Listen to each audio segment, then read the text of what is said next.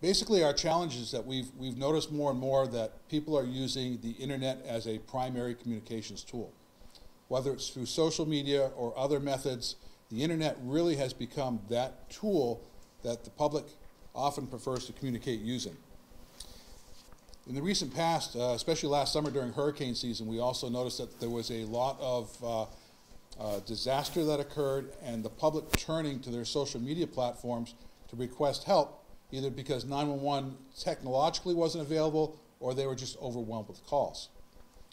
So our challenge was to determine how can we create a tool where we can actually use the internet and give the public the ability to connect with us instead of using their social media platforms.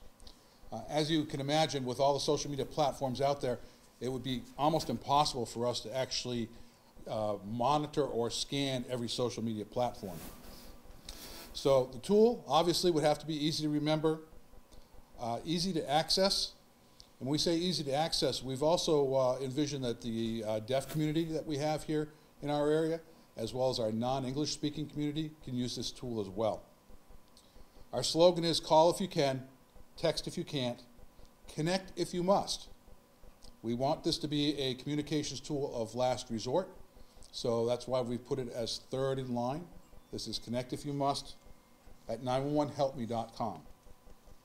So Charleston County has acquired the domain name of 911helpme. Again, 911helpme.com. If you go use your search engine and you type in 911helpme.com, it will take you to our form. It is a form. It's not a website. It's not a live chat. It's not an app you download. It is a form. When you go to that form, if your location services are turned on in your device, it will ask you, may we use your location?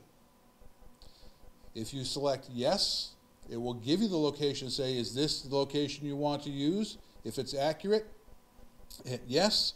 If not, hit no, and you can type in the address, starting with the number of the house or business. Again, starting with the number of the business or the house and the street address, it will automatically begin to backfill your location for you.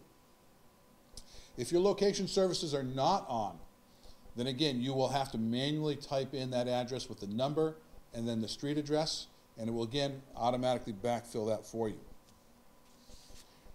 Location is the most important thing for us. We always ask that you know what your location is. Technology is great when it works the way it's supposed to, but we don't always count on technology. And oftentimes people don't have their location services turned on their phone. We are using geographically validated addresses in our county. This is important to point out because this tool is only available in the Charleston County service area. We are not aware of it being used anywhere else in the world in this manner. So when you go to 911helpme.com, if you put in a geo-validated address here in Charleston County in our service area, then that form, that message will come to us directly. It's important to understand that our service area also includes those areas of North Charleston that are in Dorchester and Berkeley County, and the city of Charleston that are in Berkeley County. So if you are in the city of North Charleston or the city of Charleston, no matter which county you are in our service area, and you can use this tool as well.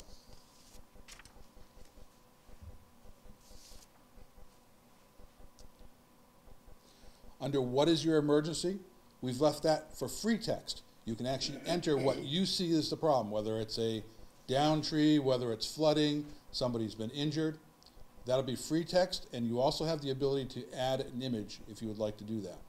We think this, again, is important for our deaf community who has told us they would prefer to just type in an address or use the address from their phone, give us a picture, and that's the information they want us to have.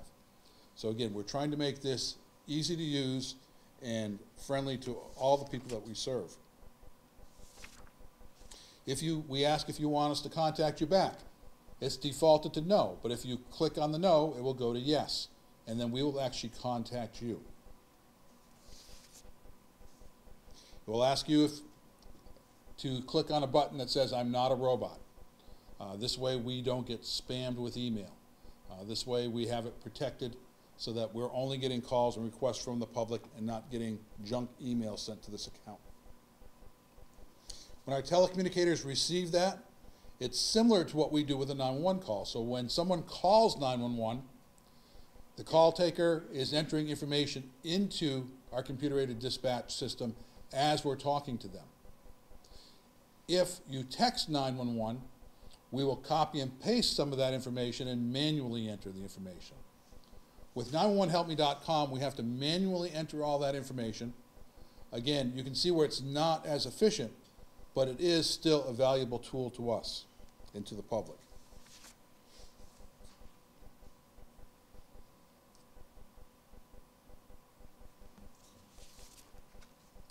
Some of the additional information you might be interested in, this can be used from any device.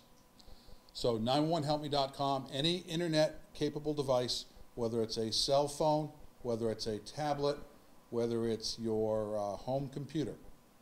If you're at Starbucks using their Wi-Fi, if you're using the Wi-Fi at your local restaurant on your tablet, as long as you have internet access, you have the capability to contact 911 through 911helpme.com. If you don't know your location, this allows you to use the location information from your phone, which will assist us in finding you. Again, this service is only available in the Charleston County service area. We do not know of anyone else using this type of technology. So let me give you some examples of when to use this. So let me start with a major disaster. What we saw this past summer with all the disasters and hurricanes was the overloading of some 911 systems. If you can't reach 911 because of technology or because the lines are busy or something has occurred, this gives you the ability to contact 911 through 911helpme.com. Send us your problem so that we can respond to that. If this is a flooding incident and you need us to respond, we can assist with that. If this is a violent incident that occurs maybe in the school, you're at the school library and they're sitting at the computer doing research and something happens in school and you need help. Again, 911helpme.com is an immediate contact to us, to Charleston County 911. It also can be used with violent incidents. So if you do not have the ability or access to your phone and some type of violent incident occurs and you need to contact us. Also, another example would be you're driving down the road and you come across a tree down on the roadway. Maybe there's some wires down on the roadway. Please do not use your device while you're driving. However, 911helpme.com would be another way to contact us and let us know about the tree down. In closing, what we're looking to do is to communicate the way the public does. Especially our younger public communicates heavily with social media and internet access. We in Charleston County, through support of the board, we want to be able to respond to the public in a way they communicate, and we want to make ourselves available in any means possible.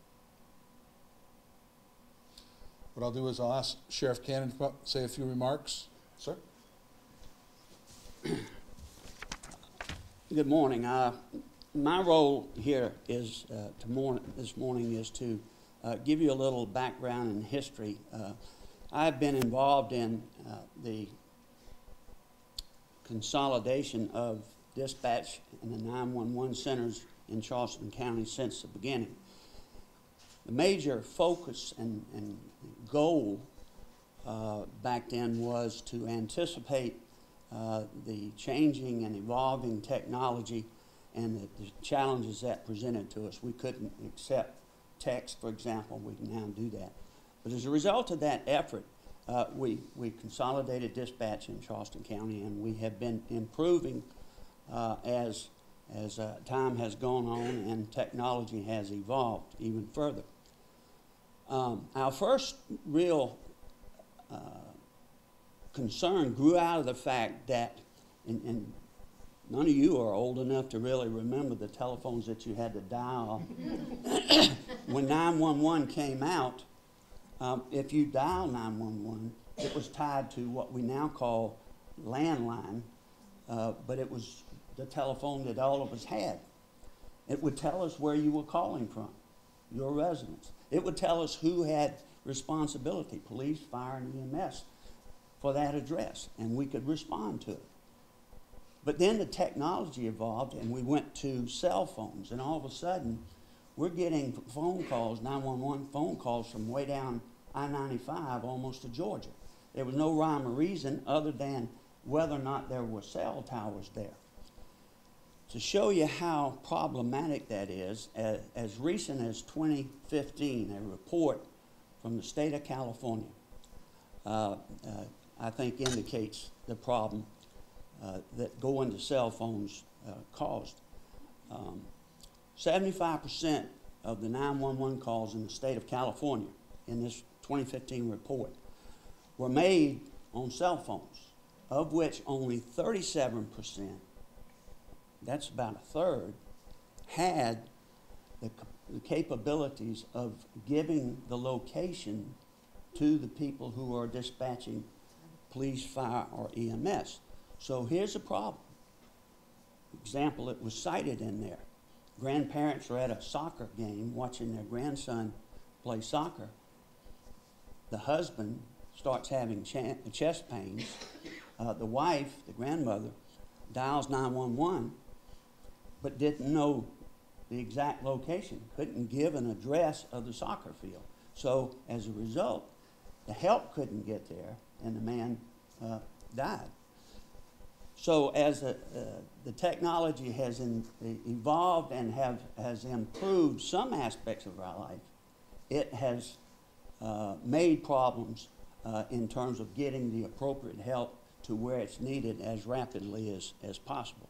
So it was to foresee the next generation of 911 type technology and the challenges of the evolving technology, as I say. And this is a part of the result of the consolidation of our 911 centers and our efforts to keep up with the technology so that we can accomplish our goal.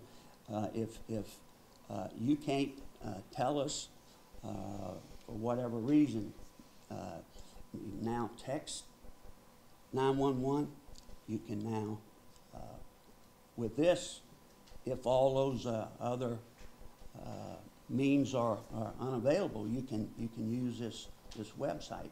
So it's yet another way that helps us get that location and get help to you. You know, the location services. How many of y'all have it on in your phones? That presents a dilemma. You don't want your privacy, and you don't want the fact that you're moving all around known by everybody. The problem is, if you need 911 and you don't have it on, I can guarantee you in most instances, a 911 situation, you're not going to think to go there and say, okay, now I'm going to turn it on to give my location. The other part about it is, how many of you have it on? Well, you got to help me find my iPhone or iPad or whatever the case may be. If you ain't got that location services on, you're not going to be able to find it. So there's a technology, that's an example of the kind of dilemmas that the evolving technology provides. Now I'm going to turn it over to Chief Ritchie from Mount Pleasant. Thank you. Sheriff, I appreciate that. And I'm not quite as old as Sheriff, but I can tell you with technology, there is an evolution. And I can remember being your age, actually, living on Johns Island. There was an overturned 18-wheeler, and I had to run to a telephone and dial 0 for the operator. There was no 911. And then trying to tell the operator what was going on so they could get the right fire and rescue there. So there is an evolution that goes on. And as a chair of the Consolidated Dispatches Technology and Feasibility Committee, we look into all these new possibilities. I'm very proud to be part of that committee and chair that committee and see how proactive we are looking for the latest and the newest technology to better serve our community. And it's always great being the first, and I'm sure we'll be followed by many others. 911helpme.com was demonstrated to our committee back in March. We were very excited about how this could assist our community with major events that place an overwhelming burden on 911. And you heard both the sheriff and Director Lake speak of that with some of our disasters or other issues that come about where the telephone lines or things are being overloaded where you can't get on. This is just another opportunity where you can call for help or simply report something that may not be an emergency, that could be an issue to the public. Or mention about the tree down or a live wire down that we need to get to, and if you can report that, you've done your civic duty and we can get to and handle it. We also learned that this is a cutting-edge communication tool for direct assistant citizens and can be used absolutely anywhere. And I think that's a very positive aspect of this new 911helpme.com. Our committee did recommend moving forward 911helpme.com, and I am very excited to be part of that.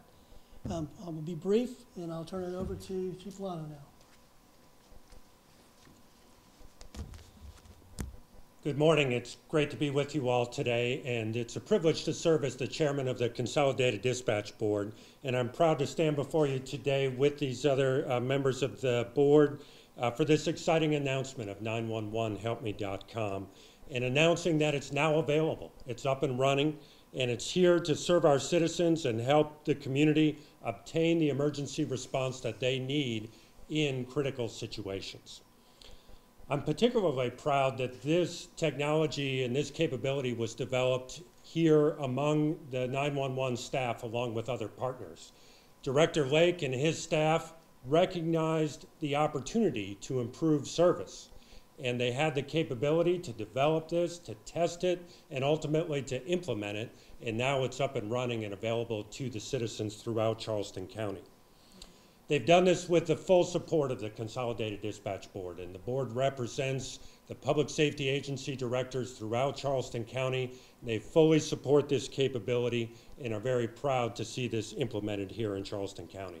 This is part of really what's an exciting evolution of emergency communications that is taking place. And we're proud to play a role in this evolution, and I think, as the sheriff talked about, it is another example of the value of this cooperative effort to improve public safety here in Charleston County. Director Lake, thank you very much.